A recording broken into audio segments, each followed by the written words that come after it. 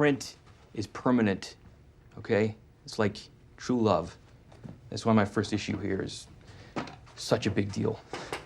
Okay. Hey. Oh, that was fast. Just got a few things and threw them around. Hey, where'd you get that? Oh, good eye. This is a 1926 Underwood Standard Portable that once belonged. I meant the coffee. Where's their Birch Brothers?